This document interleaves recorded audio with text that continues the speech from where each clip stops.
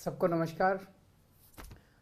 दिल्ली में शिक्षा, स्वास्थ्य, बिजली और कई क्षेत्रों में ज़बरदस्त सुधार करने के बाद यातायात के क्षेत्र को, ट्रांसपोर्ट के सेक्टर को दिल्ली सरकार लोगों के लिए आरामदेह और इंटरनेशनल स्टैंडर्ड का बनाने जा रही है।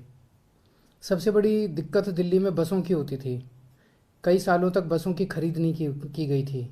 इस पूरे सिस्टम को ठीक करके अब आप लोग देख रहे हैं कि पिछले 1.5-2 साल से बहुत बड़े स्तर के ऊपर बसों की खरीद शुरू हो गई है और ख़ासकर इलेक्ट्रिक बसें खरीदी जा रही हैं और एयर कंडीशनड बसें खरीदी जा रही हैं लोगों के आराम को और दिल्ली के वेदर को ध्यान में रखते हुए। आज आपको मुझे ये बताते हुए बेहद खुशी हो रही है कि आज हमारी कैबिनेट की मीटिंग हुई थी और कैबिनेट की मीटिंग में 1950 बसों को खरीदने की मंजूरी दी गई है। ये 1950 बसें अगस्त सितंबर से आनी चालू हो जाएंगी और अगले साल सितंबर के महीने तक ये सारी बसें आ जाएंगी। इसके अलावा अभी फ़िलहाल हमारे पास 7200 बसें हैं। आज तक दिल्ली के इतिहास में 7200 बसें भी आज तक कभी नहीं रही थी। 7200 बसें हैं, 1950 बसें और आ जाएंगी और लगभग 4800 बसों के फ्रेश टेंडर दिए जा रहे हैं। इसके अतिरिक्त फ्रेश टेंडर 4800 बसों के दिए जा रहे हैं। लेकिन साथ साथ अगले 2-3 साल के अंदर कई बसें पुरानी हो जाएंगी, उनकी लाइफ ख़त्म हो जाएगी, उन्हें रिप्लेस करना पड़ेगा। इन सारी चीज़ों को अगर हम जमा घटा करें तो दिसंबर 2024 तक हमारे पास दिल्ली की सड़कों पे 11,910 बसें होंगी।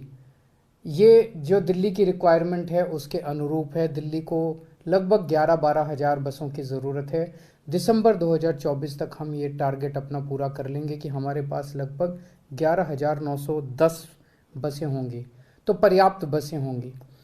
अब हमारा मकसद है कि पूरे ट्रांसपोर्ट सेक्टर को इंटरनेशनल स्टैंडर्ड का बनाया जाए।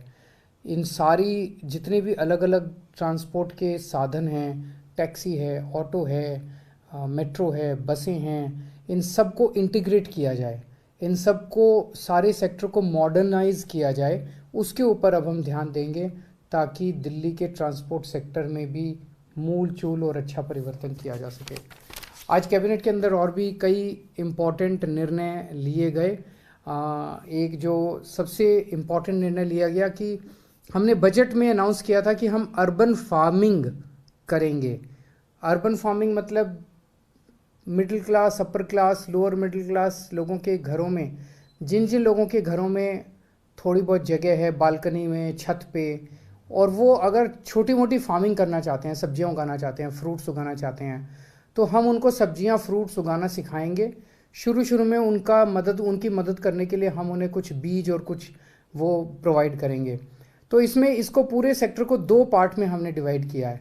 एक वो लोग जो अपने घर की खपत के लिए अपने घर में सब्जी और फल उगाना चाहते हैं, और एक वो लोग जो इसको बिजनेस करना चाहते हैं। उनके पास मान लीजिए थोड़ी ज़्यादा स्पेस है और वो बिजनेस के तौर पे कुछ करना चाहते हैं।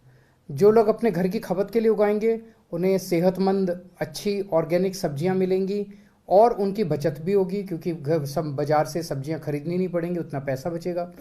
और जो लोग इसको अपने बिज़नेस के तौर पे, मान लीजिए गृहिणी कोई छोटा मोटा बिज़नेस के तौर पे इसको करना चाहती हैं, उन्हें एक्स्ट्रा इनकम उनकी फैमिली को होगी, तो एक तरह से रोज़गार उत्पन्न करने का भी साधन होगा। तो इसके लिए हम कई बड़े स्तर पे एक्सपर्ट्स को हायर कर रहे हैं और इंडियन एग्रीकल्चर रिसर्च इंस्टीट्यूट के साथ हम लोग इसके साथ टाई अप करने जा रहे हैं। ये एक्सपर्ट्स जो हैं पूरे दिल्ली में वार्ड के लेवल पे 400 के करीब वर्कशॉप्स ऑर्गेनाइज की जाएंगी लोगों को ट्रेनिंग देने के लिए अपने घर की खपत के लिए, और लगभग 600 के करीब वर्कशॉप्स की जाएंगी लोगों को बिजनेस सिखाने के लिए। तो 1000 के करीब हम वर्कशॉप्स करेंगे। 1000 एक वर्कशॉप में हमें उम्मीद है 25-25 लोग आएंगे, तो 25,000 लोगों को, 25,000 फैमिलीज़ को पहले साल में हमें उम्मीद है इसका फ़ायदा होगा। आज इसके बारे में भी निर्णय लिया गया। अभी तक कोरोना को देखते हुए दिल्ली सरकार लोगों को फ्री राशन दे रही थी। जो राशन की दुकान से आपको राशन मिलता है वो राशन सरकार काफ़ी कम पैसे में देती है, लेकिन वो भी पैसा नहीं ले रही थी पिछले कुछ सालों से दिल्ली सरकार। उस स्कीम को 30 सितंबर तक और आगे बढ़ा दिया गया है, यानी कि आने वाले महीनों में भी आपको फ्री राशन, बिल्कुल मुफ्त राशन मिलता रहेगा। दिल्ली के जो गांव हैं, दिल्ली के गांवों को विकास करने के लिए हमने कुछ वर्ष पहले स्कीम निकाली थी कि हर गांव में 2 करोड़ रुपए के विकास कार्य करेंगे। लोग बताएंगे कि ये सड़क बना दो, यहाँ पे पानी का नलका बना दो, यहाँ पे ये चौपाल बना दो, जो लोग बताएंगे वो काम हम करेंगे।